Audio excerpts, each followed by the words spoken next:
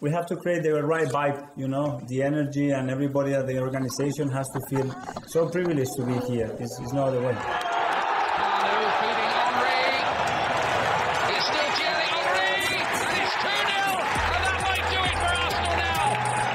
Thanks for listening to the Purely Arsenal podcast.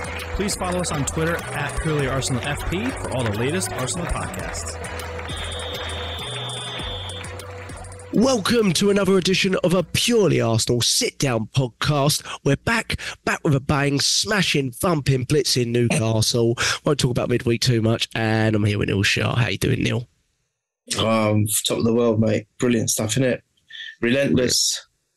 Just keep us in the Premier League. Battering teams. The opposite of the song about Tottenham. Tottenham get battered everywhere we go. We do the battering everywhere we go. Yeah. I'm hearing some great songs from us, especially with these big, giant wins. What is it, 25 goals free conceded since Dubai? We should be going there every other week, shouldn't we? I mean, I don't know what we're doing. But it's a really great response from a really poor December, I guess. 1 win in 7, I think it was around that time. And we had a lot of questions and a really long break, but we've come back really, really strong. Obviously, we will touch on midweek, but we've got to talk about the game at the weekend. The league game was, for me, the more important one. The one I was thinking about. It was a massive week. Porto was huge as well. But we've got to talk about Newcastle. Neil, disappointing midweek. Came into the Newcastle game. Lots of question marks about the lineup. Who would we start? Would anyone be back fit? Again, coy Mikel Arteta in the presser on it. You just know he doesn't really give anything away. Turned out one player was back in Gabriel Jesus. We didn't see him. We didn't need to see him, which was, I can't remember a game last season where we could have said that, where Gabriel Jesus just sat on the bench in the squad. I don't remember that, not even when he came back from his knee injury. He was sat on the bench. I think it was Fulham away and he popped on for 30 minutes still. We were 3-0 up there as well, if I remember rightly. But Neil, we made one change, and it's probably the player we should start with. But as we start about the first half, we brought Jorginho in and we dropped Trossard out. Jorginho started just 6 games in the Premier League for us this season. Newcastle at home, Liverpool at home, Newcastle away, Chelsea away, Man City at home, Burnley at home. And if I remember rightly with Burnley, there might have been 1 or 2 injuries that mitigated, that kind of forced us into that start. But clearly, from the other 5, he starts him in the big ones, right? The big games, City, Liverpool, Newcastle, Chelsea. He starts him in the big games. And he was absolutely fantastic. I mean, most touches, pass percentage around 90%. He absolutely bossed the midfield. I mean, for a 12 million, Neil, I was sceptical on the signing. I think we all were. Maybe you weren't. I can't remember how we all were, but I remember deep down my first reaction to the Jorginho signing, maybe because, we were after a lot more expensive, younger players at the time, and it felt like it was maybe a misdirection in terms of what we'd been going for with this young sort of profile of player. But I think I didn't realise just how intelligent a footballer Jorginho is and was. And what's incredible about him, Neil, is he can beat 6 games. 6 games started out of 26 Premier League games. You can leave him out for a month and he can come in and put performances in like that. And I think I'm right in saying the Man City one, which was one of the earlier games in the season, I don't think he barely started a game before that. And we just threw him in, and he was fantastic for 75 minutes against Man City before Partey came on and sort of helped create the goal. But he really was fantastic in that game as well. Neil, a fantastic start to the game. But thoughts on Jorginho's overall performance? I felt like I just couldn't help. He just stood out to me so much. I mean, a lot of players did, but he was fantastic. Well, firstly, what an amazing signing in respect of the when you look at it in respect of the money we paid. As you said, it's incredible. It's incredible. It was actually a good window, wasn't it? We were going to go for 2 very different types of players, and we got 2 very different types of players. And actually, we've come up on top in both cases. Yeah, exactly. And of course, and Kiwi as well. Let's not forget him. But just when we were talking about the 2 big signings we were thinking of or looking at making, where they didn't transpire, and everyone was like, "Oh, well, yet again, Chelsea have taken those signings away from us." And look what we've got in return. And let's not forget Trossard. I know he didn't really feature in the sense of he came on as a substitute and didn't really make a huge impact, but we didn't really need him to be fair. But they've both been amazing signings. But Jorginho's been something else. He's like you said, he's very clever, and I think he's another one where he reminds me a lot of Arteta when Arteta was a player, in the respect that he's kind of coaching as he plays. And I can 100% see him going down. If he wants to continue his career in football, I can certainly see him doing the same thing as Arteta has done. And who knows, he might be a future manager at Arsenal as well. Comes across really well. I remember after his very first interview, after he joined us, post the game, and the way he was speaking, I thought, wow, I really like this guy. And I said, if nothing else, he'll be really good for the squad as a mentor, even if he doesn't feature much on the pitch. But as it's transpired now, I'm thinking, I'm not sure we can drop him at the moment, because the impact he has made, as you said, on those few occasions has been second to none. And he allows, for me, it impacts the team in so many ways, Jack. By having him there as the base, it gives Declan Rice the chance to, fill in as the number 8. And then let's not forget Havertz, who I think has been absolutely incredible of late, to filling in your favoured position of the number 9, where, like what you said about Jorginho, when he's played in that position, he's been insane. And not only does it do that, I then think it makes Martinelli and Saka more vibrant and more productive, because there have been times this season where they've been very static. But when we have this set up, I think that they're more fluid and they're moving around a lot more. Martinelli was coming across. He was on the right-hand side a lot. He was going down the middle a lot. He wasn't just fixed to that one side. And I think that's all because of Jorginho's inclusion. I mean, I could be wrong. This could be more to it than just that. But I just feel that the whole tactics of the game changes as a result of him being there. And what he was doing is just always progressive. He's so intelligent in the sense that he's so fast. He's a bit like Odegaard, but playing a bit further back. And that's the other thing. It allows Odegaard to go forward as well, because he doesn't have to come in so much. Because you got Georgie. He's a big player. You got him, Havertz, Rice. They're 3 big players. I know we got the 2 giants at the back, but a little bit further afield. Now we've got 3 big presences, which I am really seeing a lot of similarities for different reasons with the Wenger era. With the Wenger era, we had quality players, Jack, in a sense of raw skill and talent, just quality. But we also had the big guys that could help with the physical side of the game. We don't seem to show any fear with any teams anymore, because before, in that period where when we're struggling a little bit, we had very kind of, like you put that tweet, I'll never forget, we all had like a team of number 10s, all great players, massive talent, but it was very, there wasn't any physical presence for me, and I felt that teams were bullying us. And we just don't get bullied anymore because we've got that, massive players now. Even Gabriel, amazing. But I think Jorginho is very quick in the sense of his vision. He can just thread a pass through within, in the blink of an eye, and it keeps the ball, the game moving forward. The progression is great, and it gives such an opportunity for the forward players to do something to really hurt the defenders. And the stuff he was doing, just for example, that the ball to Martinelli, it was like a chip pass, wasn't it? Very, very intelligent. And it was great work by Martinelli to come across and control the ball and then do what he did with it. But, that was because of Jorginho's vision. And that's just one example of God knows how many things he'd done in the game yesterday.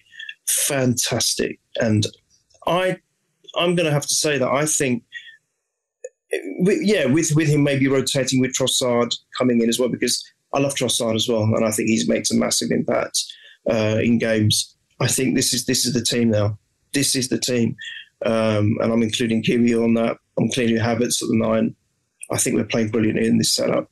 It's magnificent. Yeah, well, what will be interesting is to see. I mean, because notoriously, even with these big games, he's not necessarily. We beat Man City at home. You'd look at that and think that's the blueprint, And he did play the next one against Chelsea away, but then he spluttered and he didn't play a lot of games. And it almost seemed like there was this theory that Zinchenko plays, he doesn't, this kind of thing, because Zinchenko kind of fills that sort of central role, whereas obviously Kyrgios plays the left back role much differently. But you're right. I mean, it gives a really strong base to go from. Bryce just talks so glowingly about Jorginho and what he's learned from him and everything like that. And I think, sometimes sort of fixation on the way a transfer comes in can kind of blur your mind. Like a lot of Chelsea, I don't follow Chelsea fans, obviously. I've got too much sense for that, but you see stuff from them and from fans that follow them, they couldn't wait to get rid of him, a lot of them, could not wait to get rid of him. And I thought, wow, that's a guy that helped win them the Champions League, and they're that excited to get rid of him. What have we got? What have we got on our hands here? But like we're seeing with him, and maybe like we're seeing with Havertz as well, it's just you've got to sort of trust in what Mikel Arteta and Edu are seeing, because more often than not they've got it right in terms of transfers, to be honest. And I think this is another one for 12 minute absolute snip. There's absolutely no reason not to give him a 1-year extension. I really hope we do it, especially with El Neni, and I expect Thomas Partey leaving in the summer. It just makes it even more of a necessity. So I would be really shocked if we don't offer him that, and I'd be really hopeful that he signs it. I know he wants to play in Italy to finish his career and things like that, but I think he's only 31. He probably still has time to do that one year on, I think. And it looks like he's really happy. I think his wife or future wife is from England as well. So, that kind of stuff maybe plays into it, but we'll see with that. But we started fantastically well. I mean, Newcastle felt worried because they are really the anti-football team alongside Man United, I think, in the league. I really do. I mean, you got your Evertons and teams like that, but really in terms of big clubs, they really don't play a style of football that I particularly like. They've got a lot of players in there that are overly physical for my liking, like Bruno Guimaraes, that, we've got physical players, but they're just dirty players, And you felt there was a little bit a sense of, we've got to show them what we've got here, because we were undone a bit harshly over at Newcastle, to say the least. And Mikel Arteta is always very good at putting a revenge plan, but we just absolutely started on the front foot. They could not get out. We suffocated them.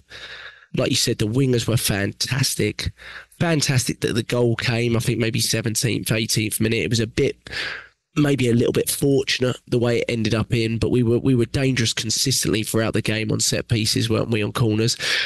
And the worry a little bit there was they were going to watch Porto in midweek and see their sort of tactics and the way the ref bought into everything Porto did, which was tremendously frustrating, though I think we could have done more as a collective to sort of, work around that, and we'll talk about that a little bit later. But Gabriel deserves a lot of credit for the first goal. I think Saka does too, because I think it's a terrific ball in. Floated near post. Gabriel gets a great header on it, and somehow it ends up in the back of the net. We were fantastic in that first half. Now, it might have been the best 45 minutes we've played, possibly alongside the Liverpool one, with the problem that we conceded late on against Liverpool in that first half. But this was complete domination, wasn't it? I don't know. I can't recall a time where I've seen a better 45 minutes of football from us. And I'm really scratching my head, even going back far. It was unreal from start to finish for that 45. It was probably as complete a performance that you could see or expect from any of the best clubs in the world to do. And you've got to remember, Newcastle are now up there and considered as one of the big boys with all their rare resources. I know it's not going to happen straight away, but they could be a massive team or a massive big team for the future and the near future, having said that, because they've got the money, they've got it. And there's a lot of people were even giving them a shout for the title this season. And look what we did to them. A complete annihilation from the first minute. We were on the front foot. We were so aggressive and so determined not to repeat what happened at midweek. And I just felt that everyone was so involved from the back from the middle to the front. We were so balanced. We were so in sync with each other, and they didn't have an answer. I mean, you said before we started recording, and it's something I was thinking. I was upset when Newcastle actually got into our half. I think I even put a tweet out saying that has the second half started when they had the chance near the end of the first half, I think it was, because they'd actually seen our goalkeeper. It was crazy. We didn't even see Raya. That was so bizarre. We had them chasing shadows. They couldn't get out of their half because all the forwards, even Odegaard, they were all pressing. They were all on them like a pack of hounds. Every time the ball came near them or one of their players got the ball, we were running at them. They were all doing it. I think Saka was doing it, Odegaard was doing it, Martinelli. They were all on them, even some of the midfield players. And they just did not have an answer. You know, Trippier's not a bad player. He made him look stupid. You know, it was amazing. And then the goal, I think you're right. I think the delivery. So we got Rice taking brilliant corners. We've got 19 set-piece goals now. I think it's at the top of the league. And also 13 from corners, which also is the top of the league as well. So it just goes to show what that set-piece coach is doing. And I think that's why he gets a lot of camera attention every time we score from a set-piece, because he's just doing wonders. He's absolutely brilliant. Not just from attacking corners, but also from defending them as well. So let's not forget that. And what I noticed was Rice has been brilliant at it, but also Saka's delivery was great. But I also noticed what Gabriel done. I don't know if you saw it. He kind of came in from the far, ran in from the far to the near, and I think that distracted some of their defenders. And I think that was really clever. That was Gabriel, yeah. Sorry, you're on mute, Jack. Oh, for Gabriel's goal, right? Yeah, no, even for Gabriel's goal. Oh, for Gabriel, I haven't seen that. I have to rewatch that. Yeah, if you watch it, he runs again. So he's almost like causing a distraction. So he did the same for his goal, and he's one that actually scored it. But this time, even on the first one, he's kind of he did exactly the same action. And I think that kind of distracted some of the defenders. I thought that was really clever. And I'm thinking that might be part of that routine for this particular game. It was more of a front post routine from the two goals. Yes, correct. Yeah. But, you can say that, Gabriel. We might have been a bit fortunate, but we deserved it. Was coming. I mean, Jack, look at the performance up to that point. There was an inevitability about us getting a goal. And, sometimes you got to take that bit of good fortune, but it was deserved. It wasn't like it was good fortune when we were absolutely rubbish and they were dominating the game. Yeah, it was deserved. It just, number one, it just amplified what we were doing, so it was deserved. And then as soon as that went in, my nerves just dissipated, because like you, now knowing you know me well, in the sense that I'm always kind of positive no matter what's happening for a game. But I was concerned. I even said it to you, didn't I? I said, I am worried about this one, because how are we going to respond after that disappointment? Oh my goodness me, these guys, their mentality and their grit and their determination, which is a stark difference from last season, where I think we didn't have this experience. Now we've got that experience. I think it was Martin Kien was saying that we can draw fuel from, that we can have the oxygen, garnish the oxygen from and use it to do better, because we have got that experience from last season. I think it's telling, Jack. We were so gutsy after that performance from Porto to respond in this way. And as soon as that first goal went in, I knew it. I said, they're going to be spanked today. And I know there's been times where we go 2-0 up in front and we're thinking it's still quite fragile, because it only takes, I was saying to my mum, I said, they score one and the wind's in their sails again. I thought, this time, this ain't happening. We're not even going to let them anywhere near us. And Jack, just quickly before I stop, I think up to this game, or either one before, we'd only had 2 shots on target against us, or 3 shots on target against us. So I think it's only about 5 in total. They had 2, I think. They had 2, scored from 1, yeah. Yeah, so I think it might be 4 or 5. That's insane. From the turn of the last few games, 5 shots on target. Yeah. What a wonderful thing the defence are doing, and how well organised they are. Yeah. Incredible stuff. Incredible. Yeah, it was a weird one as well, because I felt the wingers were fantastic in this game. I felt that, to be honest, Newcastle missed the trick here a little bit, because at Newcastle, Livramento came on, I think, and he handled Martinelli really well. When we were 1-0 down, he came on. I remember watching Livramento and thinking, yeah, he's like a young version of Bellerin, but with strength. And they didn't. They switched it this time. They put Livramento at left back, and Saka just had him all ends up. Like, I mean, the third goal sort of clarified that. But even when I was watching it, I was going, oh, he's got his number big time here. And Martinelli, on the other hand, just had Trippier because he's so much faster than him. Trippier couldn't live with him. Trippier's been defensively terrible, according to their fans, for a number of weeks. So it was interesting. But the two players I kind of want to talk about in terms of not letting them out was Odegaard and Havertz. Now, Havertz, it's interesting because I thought Havertz was a number 9 from the get-go. My constant text message throughout games with John is how much he seems to dislike Saka, which I still can't work out if he's being serious or not, and how much he thinks, I dislike Kai Havertz, which I don't. My reasoning behind Kai Havertz not doing well was that I'd never really, and I still don't really believe I've seen him convince me in the number 8 role. But every time he plays in the 9, my first thing is to text my brother and go, he's playing him where he should play him again. And the first tweet I ever made about Kai Havertz, because I thought I'd look it up this week just to prove a point to my brother, was I believed that when we signed Kai Havertz, the reason for us signing him, which I was wrong about, was that we're going to sell Eddie and Balogun and break even. That was my belief at the time. And we're going to use him as an alternative 9 option, because Jesus can't stay fit, and maybe we're questioning that, and now everyone's questioning that. And I'm not saying I'm definitely right, because I still think we're going to see him at the 8, but I do think, without doubt, Kai Havertz's best performances have been when he's been closer to the 9. I mean, even when you talk about games where he's come on and made a difference, Brentford away, Man City at home, it's when he's all been filtering in that role. But I just wanted to get you, I mean, the second goal, Neil, talk about the second goal. It might have been the best team goal of the game. I think it probably was. The ball over, was it from Jorginho that you said to Martinelli, and then the cross to Havertz? And Havertz, if you watch his run, it's really intelligent. He feints to go out to the back post, and he comes centrally. And that's not a movement I personally think he does from the 8. I don't think he makes that movement from the 8. I've always been frustrated with his movements into the box from the 8. I know it's got better. It definitely's got better, but it's not as natural as that. You can tell when you're watching him in the 9 that he's played there more for club and country over the last 2 or 3 years, and it just seems a bit more natural. I'm just rewatching it again now, but he's so intelligent, the way he sort of feints and then just comes near. I think it's really clever. But I just wonder what your thoughts are on Havertz overall, like how he differentiates from Jesus, and what you think the future is, at least for this season, at the 9. It's great options to have.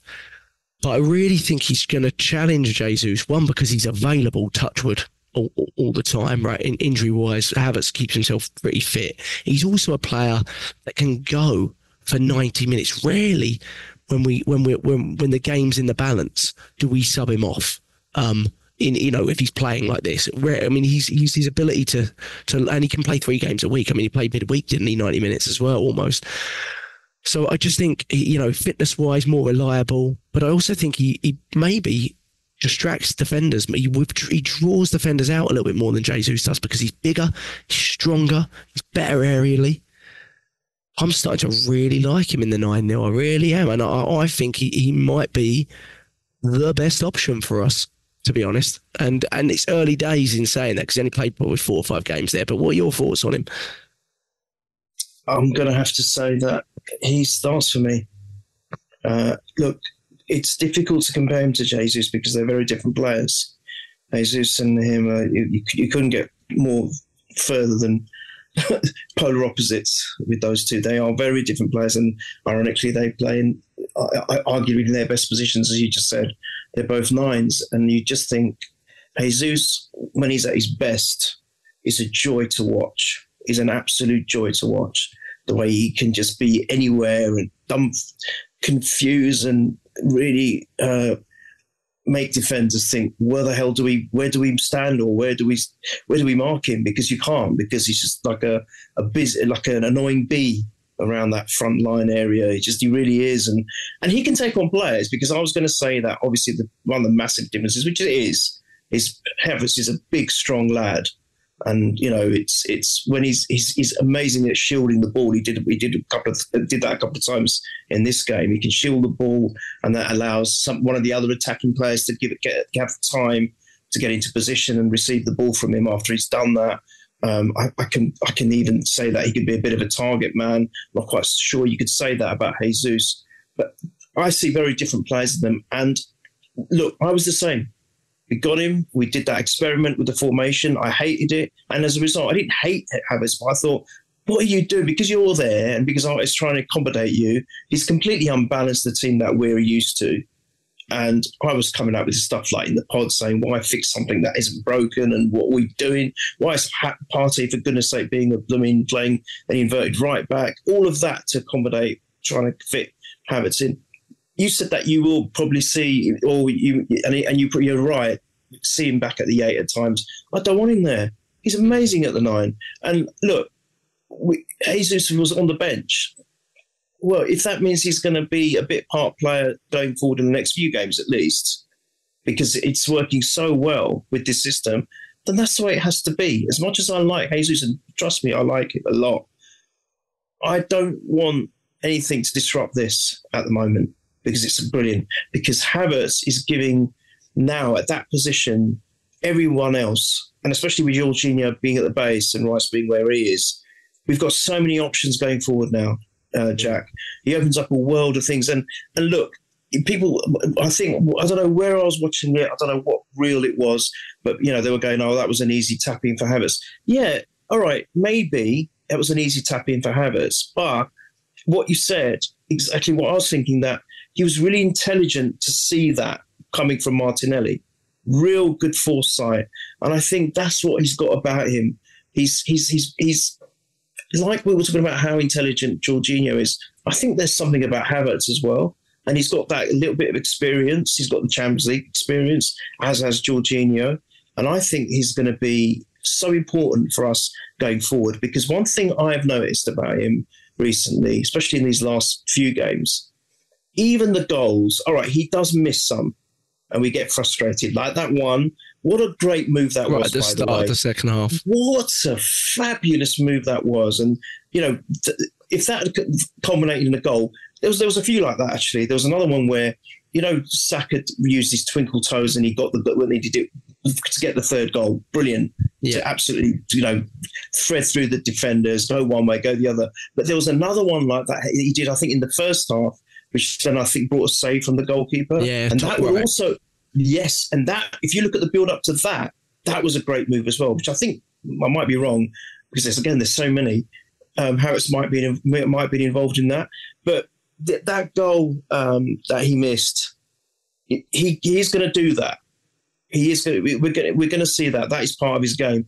But he also, I think, mitigates that a lot. He mitigates those mistakes and those errors a lot with everything else that he does. And there are so many times, Jack, that I've noticed that the chances that we've had, and we've had plenty, we've scored 25 goals, but it could have been 35 in these last few games. Mm-hmm. How many clear-cut chances did we have, and how many opportunities have we made in these last few games? And if you look at 85 to 90% of those, Jack, he's involved. You look back, you always do this. You look back at all the things and have a look back, and he's involved in a lot of it. So being in that position, it's given him a lot of opportunities to do what he's doing to help the other players. It's not just about him scoring goals and thinking that he's got to get 20 goals a season. He's kind of similar in that way to Jesus, where he might not be a prolific goal scorer, but he's doing so much around it, but in a very, very different way to Jesus. Yeah. I think he's fantastic. I don't want to see him come out of the team at the moment. I have to say it. Well, I think Arteta loves him. We've known Arteta loves him anyway. Sometimes you find things when you lose players. Sometimes losing players is an opportunity for other players. Gabriel can be testament to that, which we'll get onto in a second. But whenever I watch it, I just think our wingers are so good. The first time we saw Havertz start a game up front for us this season, if I'm not wrong, is the FA Cup loss against Liverpool. And that FA Cup loss against Liverpool was a blueprint for beating Liverpool, but people didn't know it yet. And we did exactly the same thing almost in the next game. Play Kivior at left back, play Havertz. Well, actually came on at half time, but still, Havertz up top. And Liverpool fans went, we did what we usually do and just held you off. We deserve to win it in the end. But anyone watching that as a neutral watched the FA Cup game going, wow, we absolutely blitzed Liverpool for about 30 minutes in that game, and Havertz was a big reason why. I mean, the chance he misses in the second half, yeah, it's poor. I think it actually gets given offside. It doesn't, but I think it would do on review. I've watched it again and again. I think he's marginally offside, so I'm giving him a let off here. I just watched it again. I'm like, it's one of those ones that you're like, I guarantee if that goes in, that gets given offside on VAR. But it doesn't make an excuse for it. But the fact is Gabriel Jesus is not a great finisher either. So when you argue that, Havertz misses the odd big chance, we already know that Gabriel Jesus does similar things. But what is interesting about Kai Havertz is I think he gets more chances in the 9 from that position. There's games that sometimes I watch Gabriel Jesus where he's not in that position enough. I love Jesus. I think he's a terrific player. I think he's fantastic, and I still think he's probably a really essential player to have if we're going to do anything this season. However, he is not available enough. Without question, he is just not available enough. And if you've got a player that can provide a lot of similar qualities and allow your wingers to flourish and all that kind of stuff, but is available more, you're going to end up going with that player because they're more reliable. You're going to have them each week. They're more reliable. So I just think, at the very least, he is providing serious competition for Gabriel Jesus at the 9. It's just without question. You can't beat Liverpool and Newcastle in this fashion with Havertz at the 9 and not think otherwise. And think otherwise. I mean, he's providing serious competition, I think. And I think I underestimated his presence. I think I underestimated his presence when he's up there, to be honest, because I mean, he's got 6 goals, 2 assists now in the season. It's looking not bad, is it? But I mean, even stats wise, it's looking not bad, where we worried mostly about him. But what I'm really concerned with is how does it make our wingers look? And look at the chances, Saka and Martinelli with a header over, but he was fantastic before he came off. Saka was brilliant again. I thought, he gets his goal. That's provided from Havertz, I believe, the 3rd goal. So it's all about those are our key men, right? Saka and Martinelli, those are our numbers guys.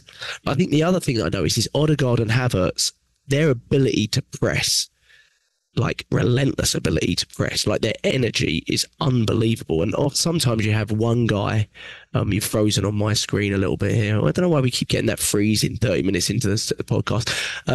You're back, you're good. But some teams get one guy that can press really well, but if you've got 2 guys, we already know about Odegaard. I mean, he's the most energetic number 10 you'll ever see, going both ways. But then you've got a number 9 like that too, and I think Gabriel Jesus has the ability. We've always said that about Jesus, but does he have the ability to do it 90 minutes, 3 games a week? Well, evidence suggests he doesn't, to be honest. So this could really help Gabriel Jesus. This could really help him because we have the ability to say, you can sit for a little while and we can bring you back in slowly and all that. We've never had the ability to be able to do that with Gabriel Jesus. So I think that's really, really helpful. We've found a solution here where Arteta didn't want to do it. He was reluctant to do this earlier in the season for whatever reason. But he's definitely not going to be now, which is really fantastic. But another player I wanted to talk about before we talk about Saka's goal was Kivior, as we were on that, Neil. I said, no, I don't. I predicted a lot of things wrong, to be fair. But I did say at the start of December, I said, if you think Tomiyasu and Zinchenko are making it through this Christmas period without getting injuries, you're an idiot. And they had about 4 since I said that each. They've got no calves left. I've ordered some for Easter. But, literally, it's unbelievable. And I said, around that time, Neil, we started Kivior against Luton away, and he didn't play well, and he came off at 3-2 down after 60 minutes. And I remember tweeting, we tried to find Kivior today, and I understood us starting him, and we didn't find him because he was poor, but we're going to need to find him at some point. And that game and games subsequent after that, he was poor in the FA Cup. He gave the own goal away, right? People thought he was poor in that game, but these little minutes that he got made Arteta understand how to use him, I think. And now he's flourishing. He looks like he's part of the team. He's playing the left-back role very different to Tomiyasu or Zinchenko. And it feels still really balanced, Neil. I don't really know level of player we've got here, but we've definitely got a capable one. Sorry, I just was trying to take myself off mute. I've seen the thing freeze again a couple of times, by the way, Jack, and I don't know whether it's my end. So sorry, apologies for that. But I'm with you at the moment, aren't I? Just to check. Yeah, you're good. Okay, perfect. Right, yeah. Kiwior, wow. Another amazing signing in that window. As you said, we mentioned Trossard and Jorginho, but I just thought at the time we were getting him for the future. And then he'll be maybe to integrate him a lot slower. But like you said, with the injuries we're getting to both Tomiyasu and Zinchenko, he's had to probably come in a little bit sooner than expected. Because I'm thinking if they hadn't been injured, would we have seen that much of Kiwior? I don't think so. So I think, very much like Havertz, like Saka and Emil Smith-Rowe first came on the scene, it was because of injuries, I believe. That opportunity has been given to Kiwior. And he's like you said, didn't have a great game with Luton, but it's expected, isn't it? You can't, expect someone just to come in. Not every player can do that. Rice is a different pedigree of player. He's just ridiculously is on a different level, so you can't compare. But he hasn't taken long to adjust, and he hasn't taken long to adapt. And what you said, that's the key. He hasn't come in and disrupted anything. He's actually come in, and I think he's enhanced.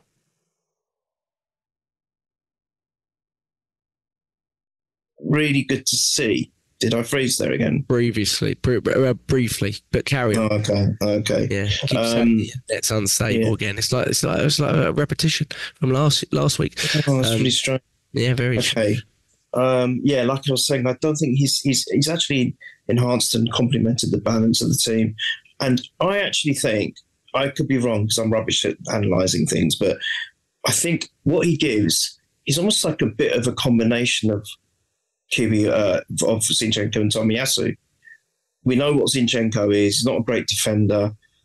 He's good that he's more of a midfield player to me. Yeah, good point. And then you got Tomiyasu's. Well, if you look at someone like Martinelli, which we used to have, he was a traditional left back. I think Kiwior's got those qualities about him. He's got a bit of what Tomiyasu does, but Tomiyasu's a completely different player as well.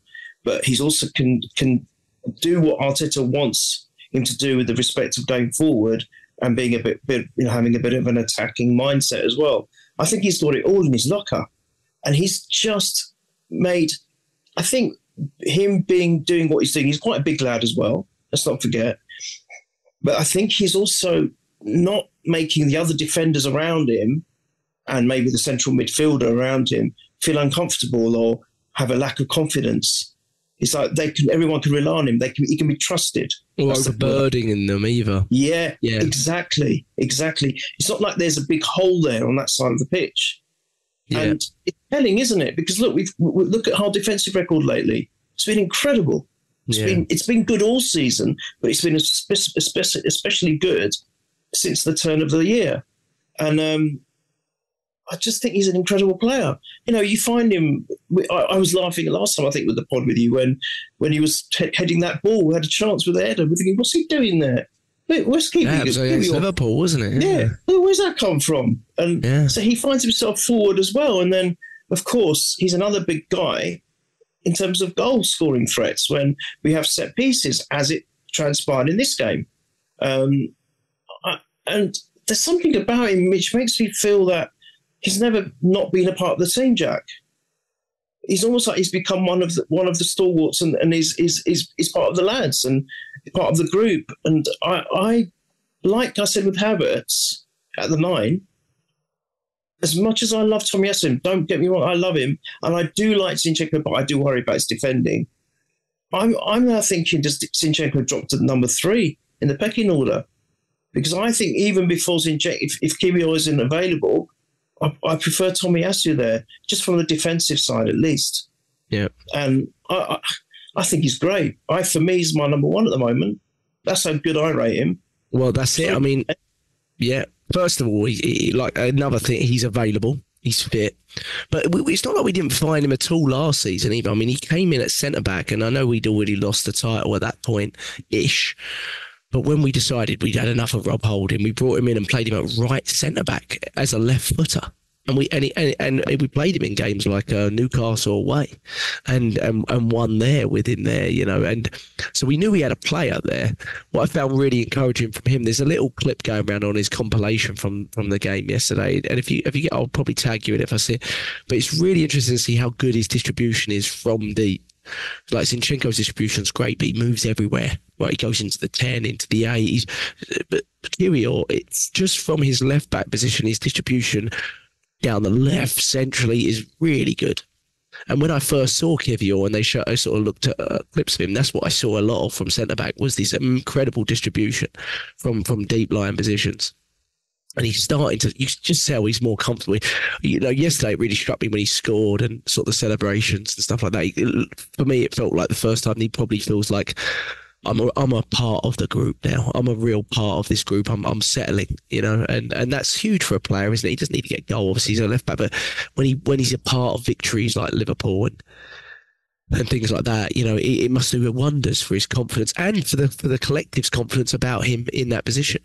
And I think you're right on Zinchenko. I asked the question to James. I think I sent him a text midweek, and I was a little bit bored in between games, and I said to him, if you're going to sell one first team player next season or two, who would it be? Who would be your surprise sales that you'd be like, oh yeah, I could see us selling him? And I said Zinchenko and Jesus at this point in time, not because I want to sell them. I'd love to keep them, but one, they're on massive wages. Two, they're not very available, and three, we're starting very early days to show some signs of solution, and you're not even considering future signings or timber returning and things like that. So, I agree. I think Zinchenko's hugely valuable in certain games. I really do. But Kivior's showing that what that clip shows as well is his ability to defend. And that's where we worry about Zinchenko constantly. And there's no coincidence, I don't think, that we're giving up. They had 0.18 XG yesterday, which is frustrating in the sense that they shouldn't be scoring from anything like that. The Joe Willock chance is the only mere presence of a half chance for them. I know they had a couple of shots from edge of the box. Isaac went over the bar, but they really didn't get close, to our final third, really. And that's what's frustrating. I know fans get frustrated with that. They're like, how comes we always just seem to consider from the one half chance that other teams get? And I do agree with that to a certain degree, but there's nothing really the goalkeeper could do about it. It goes into the corner, hits the post. It's just one of those sort of, freak goals, I guess, and you switch off a little bit. But overall, yeah, we're giving up so little chances, and Kivior is a huge part of that. I think I agree, and we've got worried for Tommy. I know he's signed a new deal, and I think what gets Tommy Asu out of the question mark of a transfer is the fact that he can play all four positions, and we don't have anyone that can do that. There's no one in our team that can play all back four positions. So when he is fit, he's super valuable, even if he's just from the bench, to be like plug and play kind of player. So I get why he is valuable, even with the injuries. But Zinchenko, there has to be question marks, because the guy, without doubt, gets 2 calf injuries a season. Like, if you look at his history, even at Man City, and each calf injury is about 4 to 5 weeks. That's hugely costly. That's just, you can't deal with that, and it didn't matter for City because he was a bit part player at City, and maybe that is what he will become for us, which is perfect, because I think he could be hugely valuable as that, as a left back attacking player off the bench or something amazing. Where I'd have more question marks is further up with Jesus and things like that, because I don't think you can have a number 9 that just pops in and pops out all the time. I think it becomes a bit more difficult. But yeah, Kivior, fantastic. Neil Saka, he's got 13 goals, 7 assists in the Premier League this season. I think he's got 31 goal involvements, is it? This season, he's already surpassed last season's goal involvements, and he's in February. He's having a poor season, according to my brother and many fans. I sort of agreed with that in a sense earlier in the season, but I've certainly not agreed with it in the last sort of 6 games at the very least. I think he's without doubt back to his best, and we're going to need him there, Neil. If we're going to do anything this season, we need our best players to be on it, and he's on it at the moment, isn't he? He's one of these players that just keeps surprising me when he shouldn't anymore because of what he's done.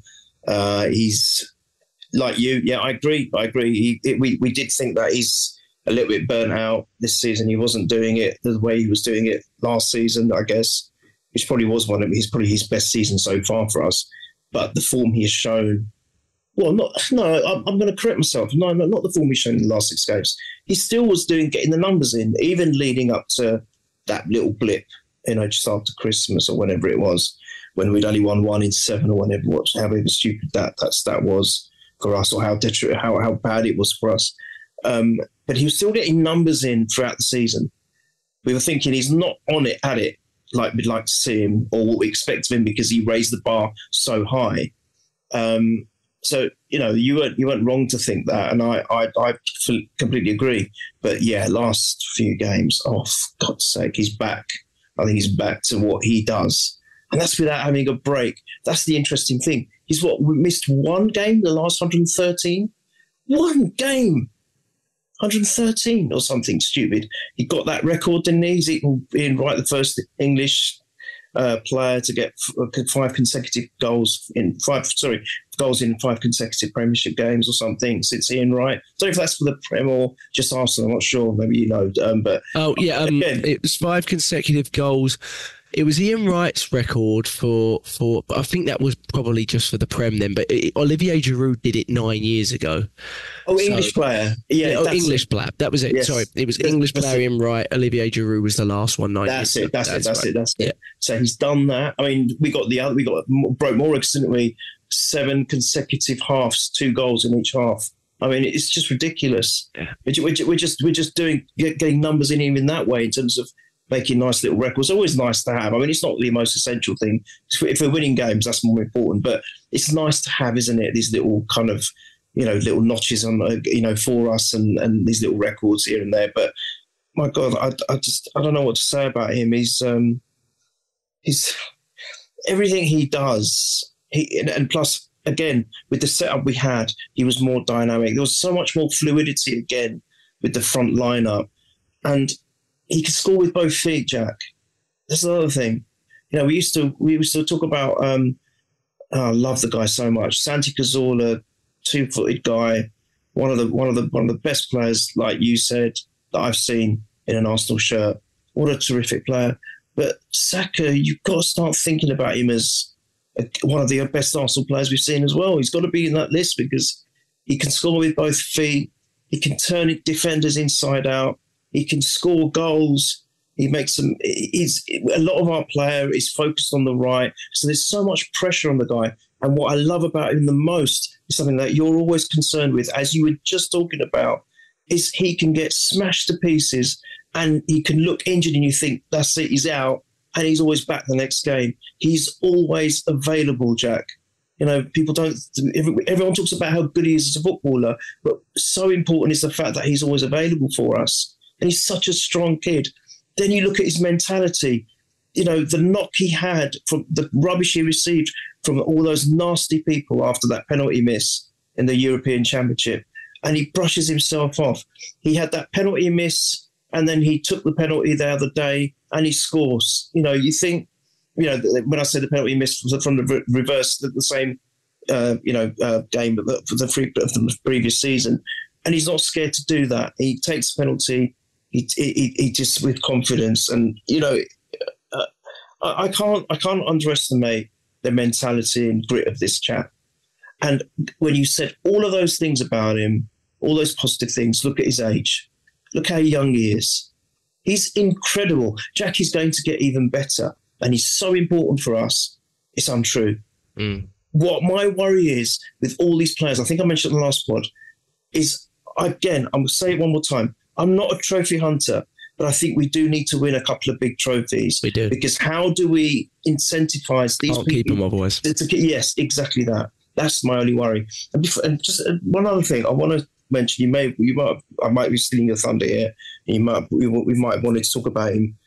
I need to mention Raya again, because Raya, I've warmed, as I said to you, I'm warming to him. I have warmed to him. I'm starting to like what he does. He offers a lot of control at the back. He offers a lot of calmness, and you saw this. I was too it's kind of narrow, visions because of my love for Ramsdale, which is still there. But I can understand now why Arteta has, looked on Ray and thinking, yeah, he's what he wants. And, even the one or two chances that they had, he made himself big. I think there was one where the tackle was running to him and he just gathered the ball. He just basically threw himself on the floor and gathered it. For me, the bigger thing is when the crosses are coming into the box, he's just catching them with authority. Yeah. And distribution. There was one where he caught and he distributed. I don't know if that led to the third goal. I can't remember. But there was one, or it led to a chance. But it was a distribution straight to Saka, I think it was, on the wing. No, that might not have been the one that led to a goal. It might have led to a chance. Or did that lead to the corner for the fourth goal? I don't know. Whatever it was a great piece of distribution. But his authority in catching the ball when it's delivered into the box is fantastic. And he is very calm. I like Ramsdale because I think he is a great goalkeeper. I'm not going to say otherwise. I know people might criticise him for the merits that he's got in his game. But I loved him also for his personality. Now, I'm not saying Raya's got the most amazing personality, but he's a lot more quieter. Raya, for me, is more of a professional player. He goes about his business in a more professional way. Level, you know what I mean? That's right. There's no spikes in him. No. He doesn't really give off any peaks and troughs in terms of his energy or the crowd. Level, which is odd for a keeper because all of our best keepers, Neil, well, not all of them. Nutcases. Yeah, well, I guess Seaman. Yeah, Seaman. Yeah. Maybe he's a bit Seaman. He's a bit like Xavier Seaman. Yeah. And that's temperamentality-wise, Yeah. But obviously the Laymans and the Ramsdale sort of remind us a little bit more of that sort of sentiment. But that's not Arteta, though, is it? That's not Arteta. Arteta does not like that, really. And I don't think it was any coincidence, by the way, that when we beat Man City, I think Gabriel Jesus is quite an emotional player. Gabriel Jesus. And when we beat, I want to say when we beat Man City, was he playing in that game? I've got to check that now. I want to make sure I'm not wrong. But I feel like he wasn't playing against Man City when we beat him, but maybe he was. But I've always felt when we've gone to Man City, we want to take the emotion a little bit out of the game. And sometimes, having someone like Ramsdale there who riles up the crowd, riles up everything, sometimes it's not as beneficial. But he got questioned, David Raya, in midweek, Neil, for the goal. Did you think, just touching briefly before we go back to this, did you think that he was rightly questioned for the Porto goal? I felt it was a little bit harsh. Felt the question should have been more on the players that gave the ball away and didn't understand it was 30 seconds left in the game and a 0-0 draw isn't the end of the world away at Porto. It's actually not a bad result, especially considering we didn't play particularly well. No, Eddie Nketiah started against Man City. What did you think? Well, if you're asking me, I might as well just say, I know we wanted to go to it a bit later, but for me, I didn't think any team deserved to win that game, by the way. So I don't think, but neither team deserved to lose either. I just think that a 0-0 would have been a fairer result for me. We were doing a lot of things, but we just weren't clinical up front at all. That was the stark difference between this game and the Newcastle game. We made sure we were good all throughout the whole pitch, whereas that game we kind of were stuttering. No shots on target. Final third, exactly that. Yeah. Exactly. So I didn't think we deserved to win, but I don't think we deserved to lose it. And that's just a moment of lack of concentration. You said it's 30 seconds. Maybe the players just thought it's just going to end up in a draw and didn't think they were going to do anything like that, which is stupid because you've got to be professional. I've always said you play to the final whistle. I just think it was a combination. It wasn't, you can't just attribute the blame to one player. There's arguments, would Ramsdale have saved that? Maybe another keeper might have saved it. Don't know. It's possible. But then you can't sit there second guessing yourself thinking, well, if Ramsdale was there, we wouldn't have lost that game, because then you can say that about so many things when you rotate players. It's a difficult one. And I'm not going to sit here and criticise Raya simply because for me, I think it was just a loss of concentration from us in the last 30 seconds. Plus, it's half time, Jack. It's half time. And we got them back at home now. And that's the thing. I wasn't so worried about that. What I was worried about is the impact it would have on our players for this game. And I was completely proven wrong. That was the only thing. I'm not worried about the tie, by the way. I know it's going to be difficult, but 1-0 isn't difficult. It's half time. And now we've got two halves at our home. So I'm not worried about that too much. I just felt that it may unbalance what that great start we've had to the, of 2024, where we've won 5 consecutive games so dominantly. What is this last minute loss, going to do to the players? And that's what I have to say, that I have to commit. I have to stand up and bow to each and every one of them, because I don't think there was a bad performance in that whole team on Saturday. Not one. Yeah, I agree. And I just rewatched the third goal, as you mentioned it, but it was it really, if you get a chance to rewatch the third goal, it really demonstrates the Odegaard, Kai Havertz press, because Odegaard's everywhere. Kai Havertz, the one that wins the ball high, and he starts the move and he kind of ends the move by giving it to Saka, and Saka does what he does and cuts inside, and it's a great finish, little deflection, but it's his goal, and it's fantastic. But that's where that press is really, really capable. But I also think that I think I underestimated his presence, but I also think I underestimated his fitness. I mean, Kai Havertz is just a tremendously fit guy, and if he does mimic Xhaka in anything, it's that. That Xhaka was always known as like the best trainer, and I put money. I haven't heard any of this, but I'd put money Havertz is right up there, because the guy never stops running. I mean, he literally never stops, and he never looks tired. And that's the same with Odegaard too. And that is not that common, I don't think, in a front four where everyone's flair and scoring, to have that ability to work hard. But even Liverpool are known for high press, and they call it the Gegen press or whatever you want to call it. But if you watch Salah, he switches off a lot because of his quality in the final third, right? It's almost they have to do 2 jobs for him to counter his. He doesn't work like these guys do off the ball. He can do, but he doesn't consistently. But he's so good going forward. He's like a cheat code going forward, obviously, Salah, and that's why you sort of allow that. But the press from Odegaard and Havertz just really struck me in this game. I was like, wow, the energy. I mean, who was it? Botman and Shah, who were like their most consistent players last season. I mean, they were breaking Newcastle records for clean sheets last season with them two at centre back, and they did not know whether they had nobody to pass it to. Why? Because they couldn't see it. They couldn't see it. Because Odegaard and Havertz were literally in their face straight away, and it was relentless for them, and they couldn't get out, and it was really fantastic to watch from our perspective. And I just thought, yeah, it was brilliant. And that, to be honest, that Saka goal was right up there with the second goal as a goal of the game. But Neil, we made changes at 4-0, and that was when Arteta, from my perspective, was the most animated, and I don't think we were poor.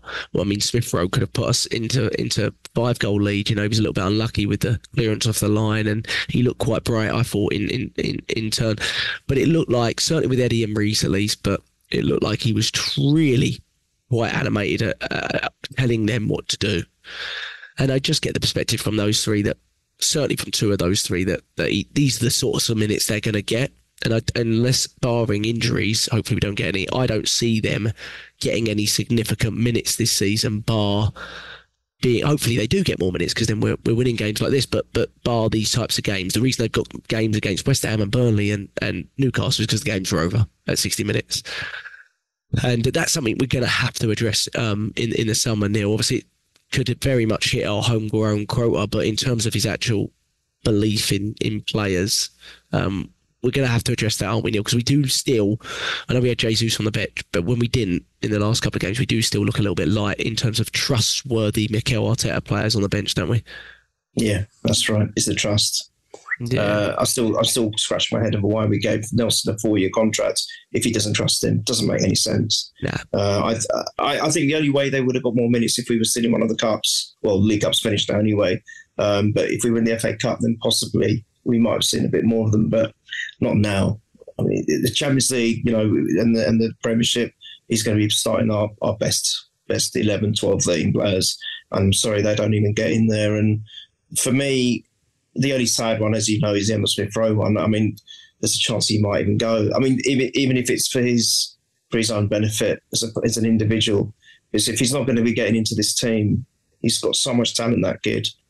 It would break my heart to see him leave. I don't want him to, and that's why I was so upset. If there's only one thing that upset me, it wasn't Willock's goal. It was the fact that he didn't score.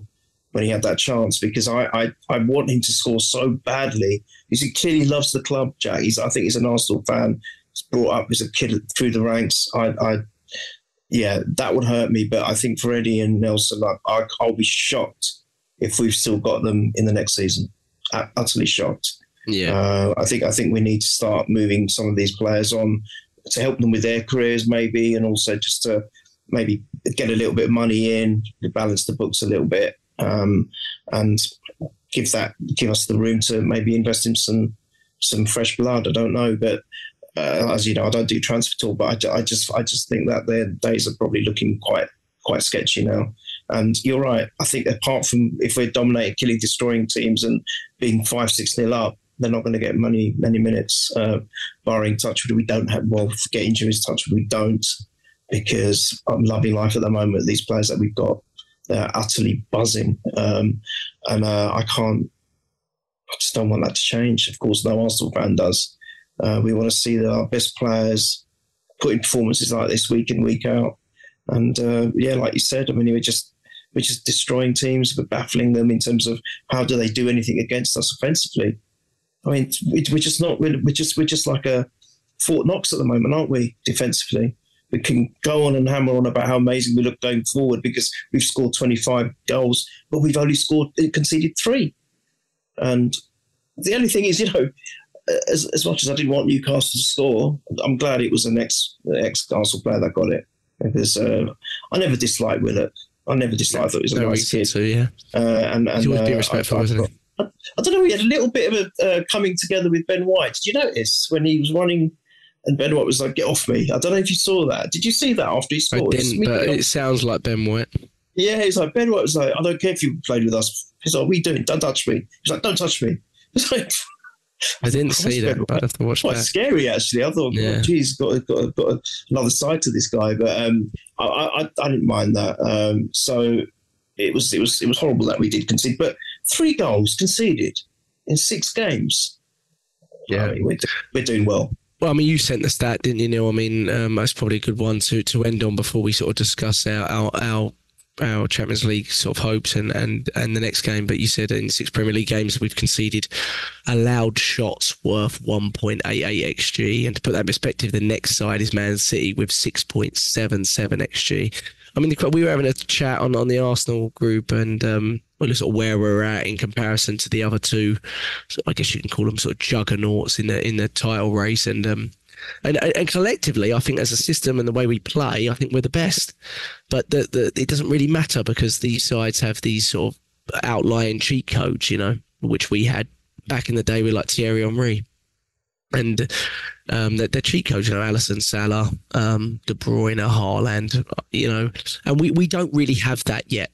We don't, we have players that if they're on form, that they're on form and they can be relied upon, but they're not people that can score necessarily from 35 yards out and just do something actually unbelievable. Maybe they can, but not as consistently, I would say, and get you out of bother. And when you're not playing fully well, can they still win it for you and things like that? That's where I think the advantage lies with them. But in terms of a system and what we give up, I watched Liverpool a lot this season. They give up a ton of chances. They just do. They give up a hell of a lot of chances, but they have players like that. They can get them out of it and make it look fine, at the end of the 90 minutes. And the same with City. I think City give up a lot more chances than they did last season, for example. I've watched them against Chelsea last week in the Premier League, and they give up a hell of a lot of chances. And Chelsea, they're not a good side particularly. And so it's a tough one. I mean, where do you think we're at? I mean, there's a long way to go. It's 12 games to go. It's hard. I don't really look beyond the next game. I find it very hard to sort of evaluate. I know we have a very hard running, but and in comparison to Liverpool, I think it is a lot harder. But how do you see it in terms of the 3 teams? It does look like there's a block of 3 there now, at the very least. But you never know with the league. If we continue like this, we've got every chance. It's as simple as that. And I think, again, just on the back of what you just said, I actually think out of the 3, we're playing the best. We're the most balanced, and we're playing the best as it is in this. Again, if you just take this 6-game segment, no one can touch us at the moment. We are almost flawless. And if we carry on in the same way, there's no reason why we can't do it. Ian Wright said the same thing in Match of the Day. Why can't we do it? And if we can't do it, then what are we in it for?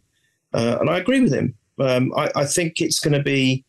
I think it is going to be a 3-horse race. The only thing, and again, don't tempt fate and don't jinx it, Neil. The only thing that's going to stop us, I think, is key injuries. And if we keep all these players fit, we'll be there till the end. We've got to be. Hopefully we've learned from last season. And as I said, this time last season we started faltering. We haven't. We're actually getting better. So we have got tough games. We've got a City, United, and Spurs away. I think they're the 3 key ones, aren't they? I'm not looking. I'm like you. I don't like to look ahead too much. But out of those 3, I reckon we could potentially win 2 of them. I really do. I think Spurs, we could do a number on them, and I think even United we could away. City's probably the tougher one, but I don't see why not. If we can do that, if we can get 2 out of 3. We could end up winning the title as a result of it. And look, we've got the next couple of weeks are quite, again, that's with all due respect to the other teams. I think every team in the Premiership is a hard game. I think any team can beat any team. But on paper, I think we've got Sheffield United and Brentford away and home. And I think we can win those 2. And yet don't Liverpool and City play in that spell? I think they do in 2 weeks' time, yeah. Yeah. So we think about that. If we can win those 2 games and get 6 points, and those 2 teams play, at least one of them is dropping points, or not, if not both, because there could be a draw. It's a great time to take advantage. And I know it still won't change anything in the long run, because you know what City are like. They could end up winning the last 10 games, with a canter. But at least it just gives that mental advantage. But you know what? I've said it before. I like being not at the top.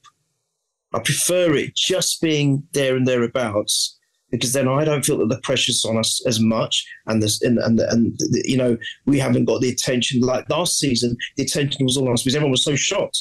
Look at that, 80% of the season they're top of the league right from the start. It was right from the start, wasn't it? Just from the get-go. And I think the pressure got to us, as well as the injuries to the 2 defenders, and maybe we ran out of steam. Maybe we got a little bit predictable up front. I don't know. But at the end of the day, I think it was a lack of experience at that level of being at the top and that pressure. But this time it's kind of we're not top, but we're there and thereabouts. And I think I like it like that. Just keep at their heel, keep with them, keep nipping at their heels, and we'll put the sucker punch in right at the end.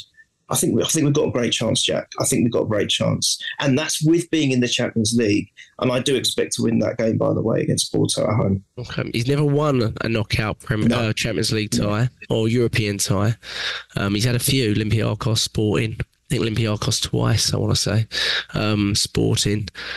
So it's a huge test for him. And yeah, but a bit frustrating. I agree with you. I mean, they did have that double chance in the first half that it was really hard to see how they didn't score from, but collectively in the game there was only really one team wanting to play football and there was another team trying to stop the other playing football, I felt. And I was disappointed in our ability to sort of break that down and deal with their sort of dark art experience, if you like. Like, for example, from corners, I was watching it at work, but when I've watched it a little bit back as well, I had the same frustration. Their clear agenda from corners was to just drop to the floor as soon as the ball came in. The frustration there was the ref bought it. No matter if no one touched him, if the Porto player touched their own player, it didn't matter. He just literally blew the whistle. I'd love to have seen what he'd done if 3 of our players dropped to the floor. Probably still give him a free kick.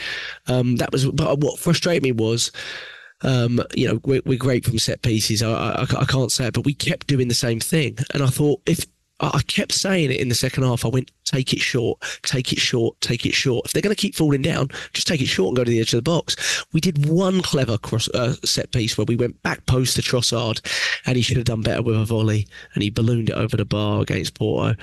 But just things like that, and then constantly, I mean, it's very difficult when they're constantly going down and the ref is literally buying everything that they do. But our overall play wasn't good enough to break them down. And they stuttered it and they kept the ball out of play for a long time and they slowed the play down and we didn't handle that very, very well. And James said, we should have started Jorginho in midweek, but I genuinely think he doesn't think Jorginho's got it in him to play sort of 2 games in quick succession like that either. Maybe he does, but I don't think I think he'd rather not. And that's where someone like Thomas Partey can come in really handy, you know. But because he can mimic a lot of those similar roles and keep the system the same and keep Havertz in there, all that kind of. So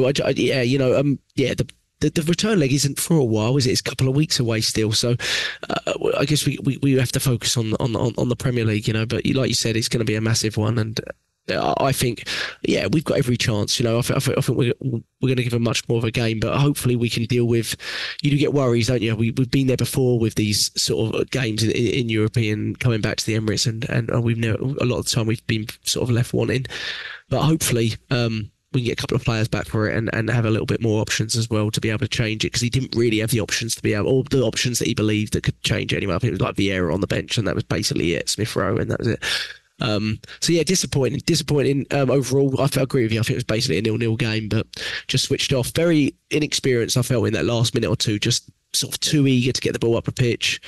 I was just like, settle. I know it's not great, but it's fine. You know, 0-0 doesn't mean what it used to. It's not away goals don't count really anymore. So it was just frustrating, but it was a worldy finish, and we probably should have closed it down better. I think Martinelli should have done better. Rice probably should have done better, and then you could have the argument as well about Raya. But I think before that we should have done a lot more. But yeah, Neil. Anything else? I do think Gabriel has been absolutely fantastic as well. I think Saliba's had a little shaky moments in the last couple of weeks. I don't think he's been. He's obviously he set such high standards, but you do have to remember you're dealing with a 22-year-old centre back in the Premier League, and that is very young. I mean, very young. I don't know how old Kenyatta is for Liverpool. Maybe he's a little bit similar age, but again, he is another one that's in that sort of elite bracket. So, you know, he was born in 19. No, he's 20. He's 25, isn't he? 24. So Saliba's very, very young for a Premier League centre back. You don't see many top level sides playing 21, 22-year-old centre backs, you know, in this league. You know, you just don't. And I think that's where Gabriel has really sort of come to the forefront in a way. And there's an argument that he's maybe the most consistent centre back we've got over the course of the season. I mean, he's been really fantastic, Gabriel. And I just sort of thought, I mean, we mentioned it, I think, last week, how good Gabriel is. And we know how good he is from set pieces and things like that. But in terms of defensively and organising that back line and things like that, I mean, it's madness to think that he didn't start the season now, isn't it? Like the first 3 games of the season, it's just absolutely mental. Whatever was going on there, hopefully that's sort of cleared up. And because, you know, the thought of even sort of selling him to a crazy fee to Saudi or something like that in the summer just seems a nonsense. We can't be doing something like that. I mean, he's a absolute. Oh, you know, in fairness, I even had Liverpool fans text me. We go back and forth with banter, and we don't really give too much honest opinion rather than just wind each other up. But even they said, you know, I thought Gabriel was a liability, but I've watched him, and he's fantastic for you. And to be honest, I've kind of thought that about Kenyatta for them, and I think he's looked like a real top player. So I think Liverpool and Arsenal probably have some of the best centre backs in the league, to be honest. So that's kind of what you saw when they came to play against us in a way. But Neil, Sheffield United next, away Monday night game, got to win it.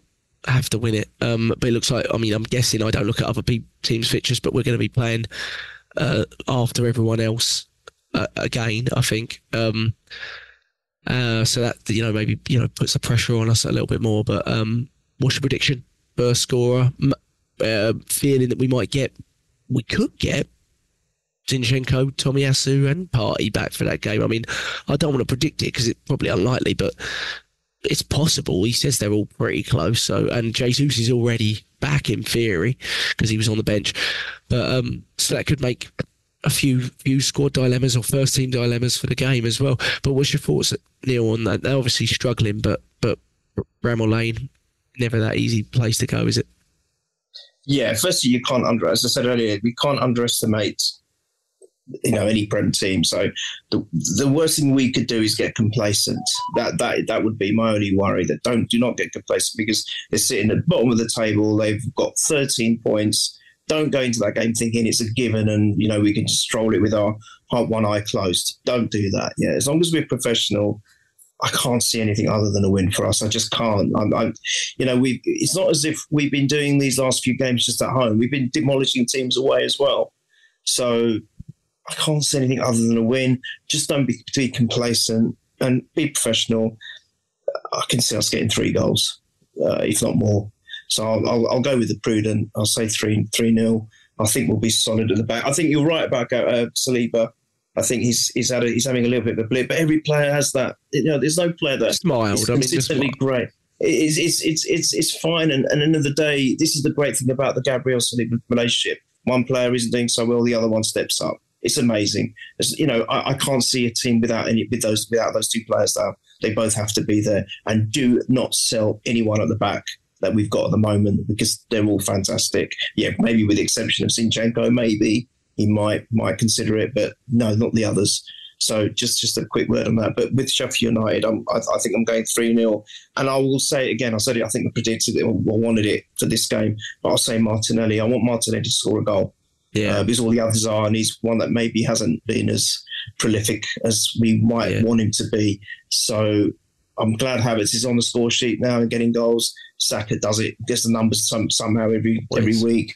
I wouldn't mind an Odegaard and a Martinelli goal against Sheffield United, and 3-0 for me. Oof. All right, I'll go 2-0 and I'll go Odegaard. But yeah, big game. Feels a while away as well. So hopefully we've got some football to watch before. I think there's some FA Cup fixtures maybe before then.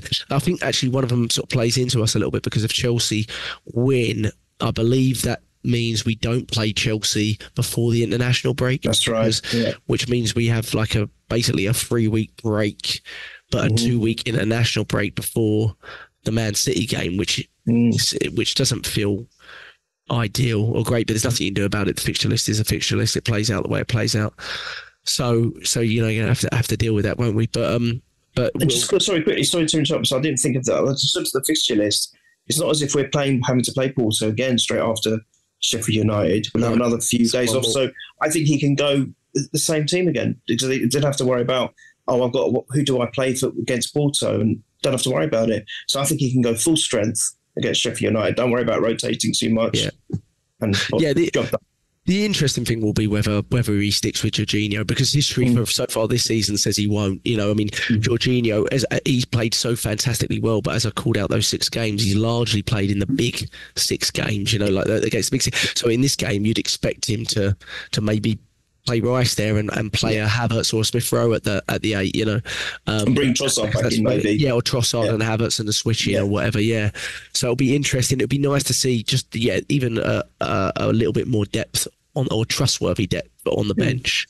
Because, like you say, the games are coming thick and fast, and we've got big games to come, so it'd be important to get the likes of Tomiyasu and Jesus some minutes somewhere to sort of prove. Good point. So that'll be handy, wouldn't it? Because, like you said, you want your best players back. I mean, Arteta's alluded to it, isn't he? He's like, last season we didn't have all of our best players available in the months of March, April, and May. And he went and it's all about, do you have those? And I think that's in the back of his mind here. So he won't rush anyone. He won't, all this talk about Timber being, it's not going to happen. He won't rush anyone. He won't rush, he's not going to rush certainly the ones that have been out for a long time. Maybe Tomiyasu and Zinchenko and Jesus, but the likes of Partey and Timber, I get the feeling like extreme caution will be taken on them, because why rush them at this point? There's still a large part of the season to go and things like that. And luckily, we do have players that have come in and they can really trust them. Kivior's another player we've kind of found in the first 11 group. I mean, would you have 6 weeks ago? No way. That he's one of his trustworthy 15, 16. You wouldn't have. But now you would have to say definitely. I mean, did you see the shake, the hug he gave at the end of the game? I mean, clearly. He's so happy to have sort of found the player that he bought in a way, and that's so valuable for us, at this point in the season, because he's not the manager. I know you saw Klopp in the Carling Cup yesterday, everyone going on about, look at him trusting in these players. And one, Arteta isn't.